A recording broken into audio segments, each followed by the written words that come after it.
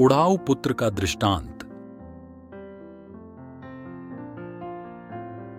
किसी मनुष्य के दो पुत्र थे।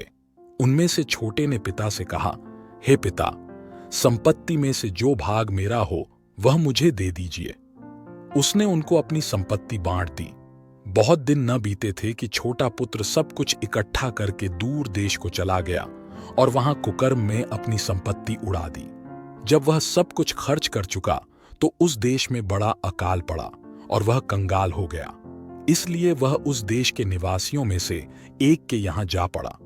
उसने उसे अपने खेतों में सूअर चराने के लिए भेजा और वह चाहता था कि उन फलियों से जिन्हें सूअर खाते थे अपना पेट भरे, और उसे कोई कुछ नहीं देता था। जब वह अपने आपे में आया तब कहने लगा, मेरे पिता के कितने ही मजदूरों को भोजन से अधिक रोटी मिलती है और मैं यहां भूखा मर रहा हूं।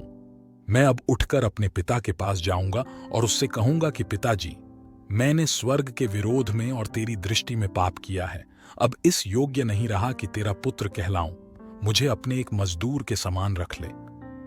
तब वह उठकर अपने पिता के पास चला। वह अभी दूर ही था कि उसके पिता ने उसे देखकर तरस खाया और दौड़कर उसे गले लगाया और बहुत चूमा। पुत्र ने उससे कहा, पिताजी, मैंने स्वर्ग के विरोध में और तेरी दृष्टि में पाप किया है और अब इस योग्य नहीं रहा कि तेरा पुत्र कहलाऊं।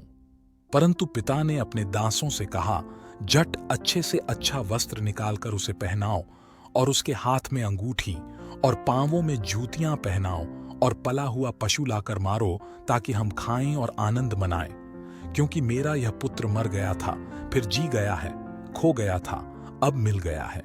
और वे आनंद करने लगे। परंतु उसका जेठा पुत्र खेत में था। जब वह आते हुए घर के निकट पहुंचा तो उसने गाने बजाने और नाचने का शब्द सुना। उसने एक दास को बुलाकर पूछा, यह क्या हो रहा है? उसने उससे कहा, तेरा भाई आया है और तेरे पिता ने पला हुआ पशु कटवाया है, इसीलिए कि उसे भला चंगा पाया है। यह सुनकर वह क्रोध से भर गया और भीतर जाना न चाहा, परंतु उसका पिता बाहर आकर उसे मनाने लगा। उसने पिता को उत्तर दिया, देख, मैं इतने वर्ष से तेरी सेवा कर रहा हूं और कभी भी तेरी आज्ञा नहीं टाली, तो भी तूने मुझे कभी एक बकरी का बच्चा भी न दिया कि मैं अपने मित्रों के साथ आनंद करता। परंतु जब तेरा यह पुत्र, जिसने तेरी संपत्ति वेश्याओं में उड़ा दी है, आया तो उसके लिए तूने पला हुआ पशु कटवाया। उसने उससे कहा, पुत्र, तू सर्वदा मेरे साथ है और जो कुछ मेरा है वह सब तेरा ही है। परंतु अब आनंद करना और मग्न होना चाहिए, क्योंकि यह तेरा भाई मर गया था, फिर जी गया है, खो गया था, अब मिल गया है।